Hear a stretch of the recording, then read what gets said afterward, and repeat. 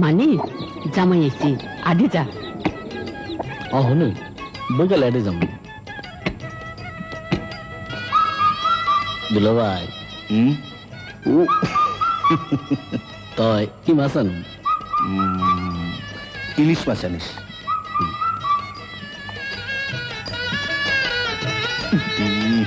কি হলো এত জাপসালো কাটা কোটা কিছুই দেখি না মানে বৈঠকখানার বাতিটা এখানে লাগাতো